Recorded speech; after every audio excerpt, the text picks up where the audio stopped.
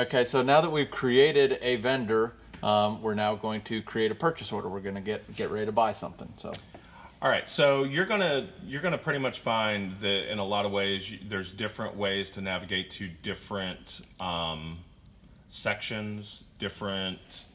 You can get to the same place a couple of different ways. I'll just leave it at that. We are going to generate a purchase order. As I said before, you've got these navigation buttons up here at the top. This plus sign will bring up a lot of create functions where you're creating invoices, you're creating blah, blah, blah. So we're going to create a purchase order. That's how we're going to buy something. If I was doing a purchase order for Park Place, I start right up here at the top, type in Park Place, automatically puts in my email address, purchase order date, which you can change if you want to. so you can see the email address came up there, the mailing address came up there, the purchase order date when you're actually purchasing the stuff. And the ship to. Yeah.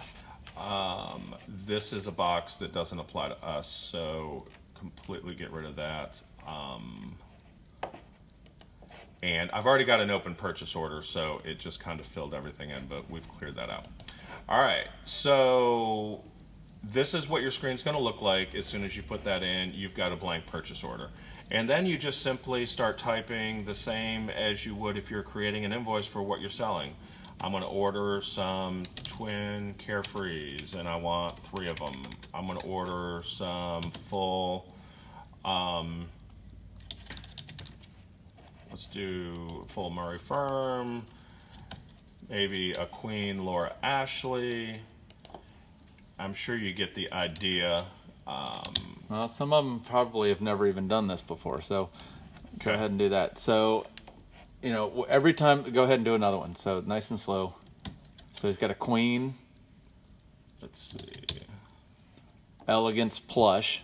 And you can either just click on the thing once the right one shows up, or if there's only one down here, you hit the tab button and you just hit tab. And when you hit tab, it selects that one and then moves over to the description. And then if you want to change your quantity, you hit tab again over there and you enter how many you want. Right. So tab just automatically advances your cursor to the next thing.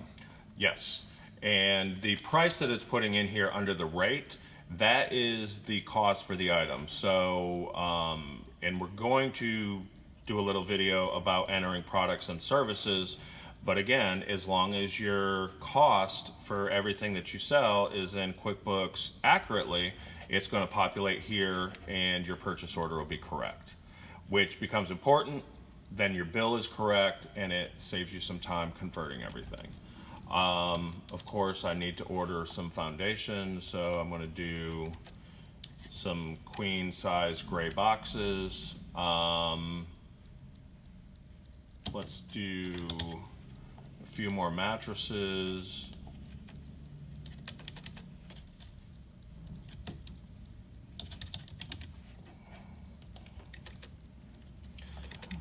All right.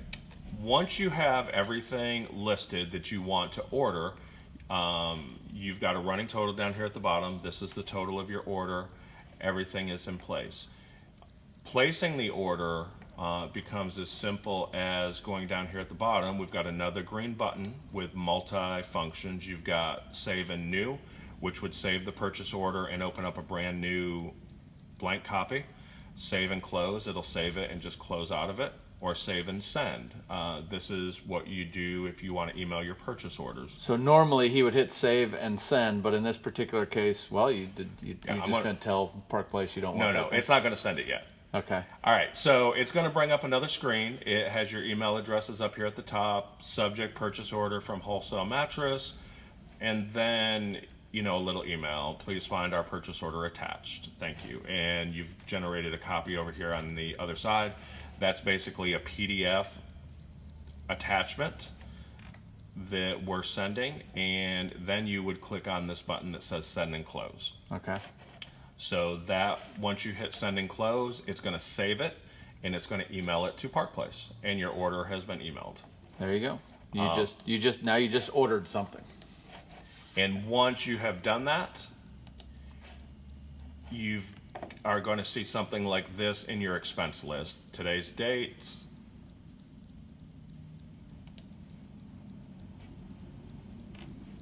and a purchase order generates a purchase order number, today's date, and there's a copy of your purchase order, but we're going to delete this one because it's not valid.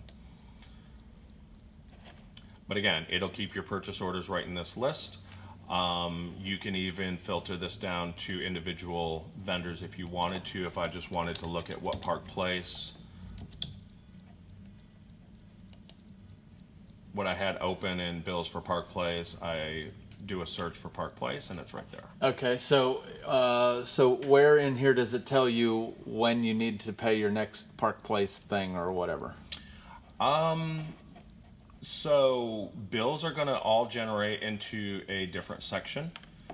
Did you want to talk about bills in a category or in a video on its own? I guess so. Okay. All right, that's it for how to create a purchase order.